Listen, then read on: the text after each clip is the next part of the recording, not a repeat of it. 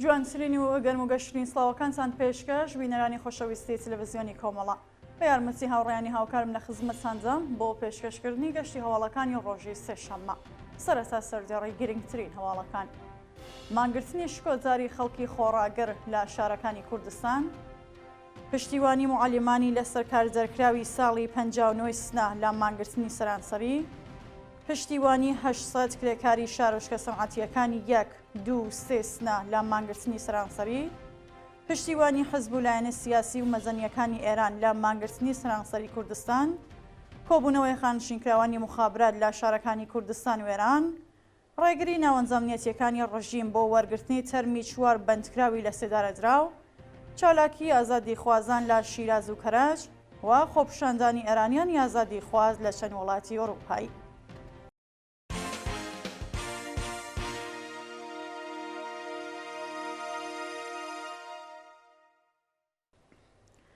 درێژی هەواڵەکان.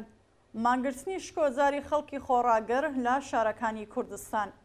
ڕۆژی سێشەممە دەی ڕێبەندانی 1402 خەڵکی خۆڕاگەری شارەکانی کوردستان چوون بەجەم بانگەوازی حزب و لایەنە سیاسیەکان هەروەها ڕێکخراوەکانی مافی مرۆڤ و هەموو بازاڕەکانیان داخست. بەپێی ئەو ڕاپۆرسانەی بەدەستمان گەیشتووە، بازاڕی تاناکرایسنا، شارۆچکە سەنعەتیەکانی 1، 2 و 3 سنە، بەهاران و بازاڕی ناوەندی ئەو شارە بە تەواوی داخراون. لە دیواندەرە، کامیاران، کرماشان، دێگولان، مەهاباد، بۆکان، بانە، سەقز، مەریوان و سەوڵاوە دوکانەکان داخراون. هەروەها خەڵکی شۆڕژگەری کوردستان لە بەردەم ماڵی گیانبەخت کردووان پژمان فاتحی، محسن مەزلوم، وەفا ئازەربار و محەممەد فەرامەرزیدا کۆبوونەتەوە و پەیامی یەکگرتووی و پشتیوانیان بۆ بنەماڵی دادخوازان دووپات کردووەتەوە. پشتیوانی معەلیمانی لەسەر کاردەرکراوی ساڵی 59 سنە لە مانگرتنی سەرانسەری. بەپێی هەواڵی گەیشتوو ڕۆژی دووشەممە 9 ڕێبەندان، معەلیمانی لەسەر کاردەرکراوی ساڵی 59 لە شاری سنە لە بەیاننامەیەکدا پشتیوانی خۆیان لە بانگەوازی کۆمەڵە و هەموو لایەنە سیاسی و مەزەنیەکان بۆ مانگرتنی گشتی ڕاگەیاند. لە بەشێکی ئەو بەیاننامەدا هاتووە ئێمە معەلیمانی لەسەر کاردەرکراوی ساڵی 59 سنە پشتیوانی خۆمان لە بانگەوازی کۆمەڵە و هەموو لایەنە سیاسی و مەدەنیەکان دژ بە ئەعدامی وەحشیانەی وەفا ئازەربار، پژمان فاتحی، محسن مەزلوم و محەممەد فەرامەرزی ڕادەگەینین. هەروەها داوا لە تەواوی بازاڕیان و دوکاندارانی کوردستان دەکەین کە پەیوەست بۆ مانگرتنە گشتیە بن تاکو بە سەرکوزگەران نیشان بدەین خەڵکی کورد یەکڕیز و یەکگرت و ئامادەیە و پێشڕەوی هەموو گەلانی ئێران بۆ گەیشتن بە ئازادی و بەرابەریە. چیتر نامانەوەیەت ڕێگە بزەین کۆماری پەت و سێجارە گەنجەکانمان ئەعدام کات و قەت لە جنایەتەکانی ڕژیم بێجەنگ نابین. بژی سۆسیالیزم، بژی کۆمەڵە، بژی حزبی کۆمۆنیستی ئێران، بژی خەڵکی بوێر و شۆڕژگێری کوردستان. پشتیوانی 800 کرێکاری شارۆچکە سەنعەتیەکانی 1، 2 و 3 سنە لە مانگرتنی سەرانسەری. بەپێی هەواڵی گەیشتوو ڕۆژی دووشەممە 9 ڕێبەندانی 1402 800 کرێکاری شاغڵ لە شارۆچکە سەنعەتیەکانی 1، 2 و 3 شاری سنە لە ڕاگەیاندنێکدا پشتیوانی خۆیان لە بانگەوازی حزب و لایەنە سیاسی و مەزەنیەکان دژ بە ئەعدامی 4 بەندکراوی کورد ڕاگەیاند. لە بەشێکی ئەو بەیاننامەدا هاتووە ئێمە کرێکارانی شاغڵ لە شارۆچکە سەنعەتیەکانی 1 و 2 و 3 شاری سنە پشتیوانی خۆمان لە بانگەوازی کۆمەڵە و هەموو حزبە سیاسی و ڕێکخراوەکانی مافی مرۆڤ ڕادەگەینین و پەیوەست بۆ مانگرتنە گشتیە دەبین. هەروەها داوا لە هەموو بازاڕیان و دوکاندارانی کوردستان دەکەین دژ بە جنایەتەکانی کۆماری ئیسلامی مان بگرن. ئێمە کۆمەڵە وەکو ڕەوتێکی پێشڕۆ کە هەمیشە پشتیوانی کرێکاران و زەحمەتکێشان بووە دەزانین و پشتیوانی لە بانگەشەکانی دەکەین. پشتیوانی حزب و لایەنە سیاسی و مەزەنیەکانی ئێران لە مانگرتنی سەرانسەری کوردستان. ڕۆژی دووشەممە 9 ڕێبەندانی 1402 هاوپەیمانی 14 حزب و لایەنی سیاسی، کانونی نووسەرانی ئێران و شۆڕای هێزە چەپ و کۆمۆنیستەکانی ئێران لە 3 بەیاننامەی جیاجیادا پشتیوانی خۆیان لە مانگرتنی گشتی خەڵکی کوردستان دژ بە ئەعدامی 4 بەندکراوی سیاسی دەربڕی.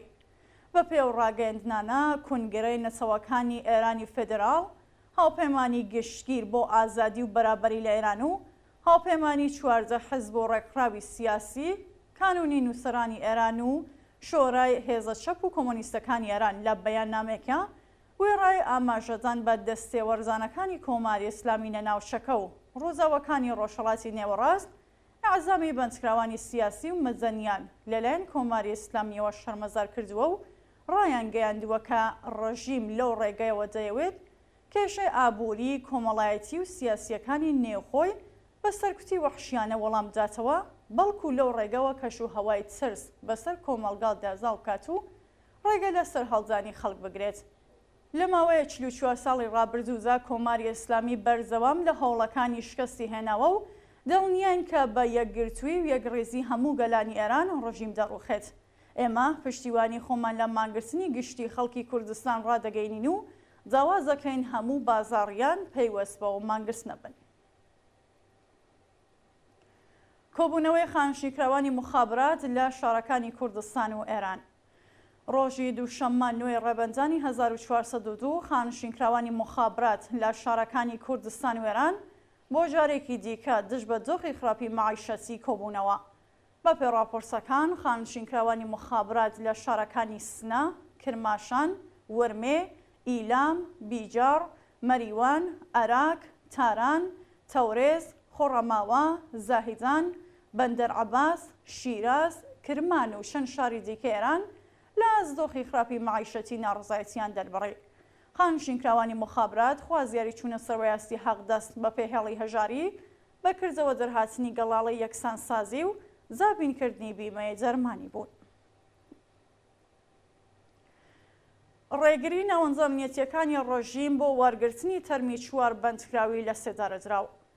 بە پێ هەواڵی گەیشتوو ناوەنجامنیەتەکانی کۆماری ئیسلامی بە بنەماڵەی پژمان فاتحی، محەممەد فەرامەرزی، محسن مەزلوم و وەفا ئازەرباریان وتووەکە تەرمەکانیان ڕادەست ناکەن. بە پێو راپۆرسان ناوەنجامنیەتیەکان ڕێگەیان نەجاوە بنەماڵەی ئەو 4 بەندکراوە سیاسیە تەرمەکانیان وەربگرن و هەڕەشەیان لێکردوون کە نابێت مەراسمی پرسە و سەرخۆشیان بۆ بگرن چونکە خۆیان لە شوێنێکی نهێنیدا دەیان نێژن.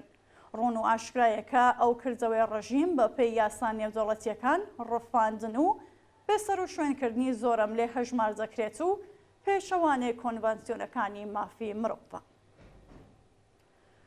برینداربوونی 3 کۆڵبەر لە سنووری نەوسود. شەوی دووشەممە 9 ڕەبەندانی 1402 3 کۆڵبەر بە ناوەکانی یەزدان، جەبار وەیسی و بەرزان خەڵکی گوندی جۆجاری سەر بە سەلاسی باوەجانی بە تەقەی هێزەکانی ڕژیم بریندار بوون. بە پێی راپۆرتی کۆڵبەر نیوز شەوی دووشەممە کۆمەڵی کۆڵبەر کەوتونە سەر بۆسەی هێزەکانی ڕژیم لە سنووری نەوسود و 3 کۆڵبەری خەڵکی گوندی جۆجاری سەر بە شاری سەلاسی باوەجانی بە ناوەکانی جەبار وەیسی، بەرزان و یەزدان بە تەقەی ڕاستەوخۆی سەرکوزگەرانی کۆماری ئیسلامی بریندار و ڕەوانەی نەخۆشخانەکراون. دەستبەسەرکردنی دوو هاوڵاتی لە شارەکانی سەوڵاوە و نەوسود. ڕۆژی یەکشەممە 8 ڕێبەندان دوو هاوڵاتی بە ناوەکانی ئیبراهیم سەجادی خەڵکی گوندی کوڵەجێی سەر بە شاری سەوڵاوە و حەسان کەریمپور خەڵکی گوندی دزاوەری نەوسود لەلایەن هێزەکانی حکوومەتەوە دەستبەسەرکراون. بە پێی زانیاریەکانەوە دوو هاوڵاتیە لە بازگەی پشکنینی شاری پاوە بەبێ بەڵگەی قەزایی بە توند و تیژیەوە دەستبەسەرکراون. تا کاتی داڕۆشنی ئەم هەواڵە هیچ زانیاریەک لەسەر هۆکاری بەندکران و شوێنی ڕاگیرانیان لە بەردەستانیە. چالاکی ئازادی خوازان لە شیراز و کەرەج. ڕۆژی سێشەممە 10 ڕێبەندان کشان و کوڕانی ئازادی خواز لە شارەکانی کەرەج و شیراز بە بۆنەی لە سێدارەزانی پژمان فاتحی، محەممەد فەرامەرزی، محسن مەزلوم و وەفا ئازەربار لەلایەن کۆماری ئیسلامیەوە چالاکیان ئەنجامدا. بە پێو وێنە و ڤیدیۆیانێ بەدەستمان گەیشتووە کشان و کوڕانی ئازادی خواز و بەرابەری تەڵەب لە شارەکانی شیراز و کەرەج بە بۆنەی ئەعدامی وەحشیانەی 4 بەندکراوی سیاسی کورد لە زیندانی قزڵ حەساری کەرەج چالاکیان ئەنجامداوە. بەشداربووانی ئەو چالاکیە دیواری شارەکانیان بە دروشمی دژە حکوومەت نەخشاندووە و لە نێو گەڕەک و شقامەکانی شاری شیرازدا تراکتیان بڵاو کردوێتەوە. مانگرتنی جە بەندکراوی سیاسی لە زیندانی قزڵ حەسار. ڕۆژی دووشەممە نوێی ڕێبەنجان جە بەندکراوی سیاسی ڕاگیراو لە زیندانی قزڵ حەساری کەرەج ڕایان گەیاندکە لە ناڕزایەتی بە لێستێدارەزانی پژمان فاتحی، محسن مەزلوم، محەممەد فەرامەرزی و وەفا ئازەربار مان لە خواردنەگرن. لە بەیانیەی ئەو جە بەندکراوە سیاسیەدا هاتووە لە ناڕزایەتی بە ئەعدامی 4 بەندکراوی سیاسی کورد و باومەستی پشتیوانی لە زیندانیانی مانگرتووی زیندانیەبین هەر سێ شەممە مان لە خواردن دەگرن. وەژۆکارانی ئەو بەیانیە بریتین لە جەعفەر ئێبراهیمی، زەردەشت ئەحمەدی ڕاغب، سپێهر ئیمام جومعە، لوقمان ئەمینپور، ئەحمەد ڕەزا حائری، مەیسەم دێهبانزادە، ڕەزا سەلمانزادە، حەمزە سەواری، سەعید ماسووری و ڕەزا محەممەد حسەینی. نووسەرانی ئەو بەیانیەیە بە ئاماژەپێزان بە هێرشی هێزەکانی ڕژیم بۆ سەربەندی زیندانیانی سیاسی لە ڕۆژی یەکشەممە 8 ڕێبەندان ڕایان گەیاندووەکە لەو کاتەوە بۆ زیندانی قزڵ حەسار دوورخرانەتەوە.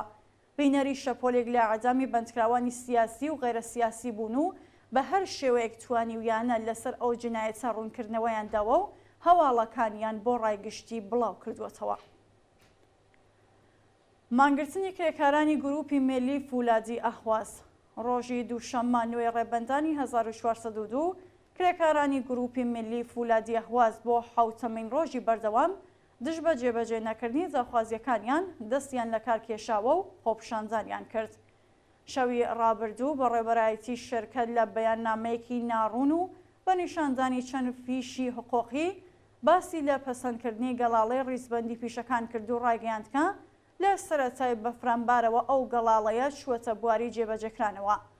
ڕۆژی دووشەممە کرێکارانی فولاد بە مەبەستی ڕوونکردنەوەی شێوەی بەڕێوەچوونی گەڵاڵەی ڕیزبەندی و بەکردەوە دەرهاتنی بۆ هاوکارەکانیان لە شرکەتی شەفەق دەستیان لە کار کێشاوە و لە بەردەم دەرگای شرکەت خۆپشاندانیان کرد.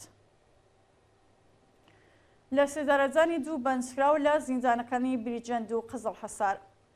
بەیانی دووشەممە حکمی عەزامی دوو بەندکراو بە ناوەکانی ڕوحڵڵا شاکری تەمەن 21 ساڵ لە زیندانی بیرجەند و عەلی ڕەجەبیان خەڵکی کوهدەشت لە زیندانی قزڵ حەساری کەرات جێبەجێکرا.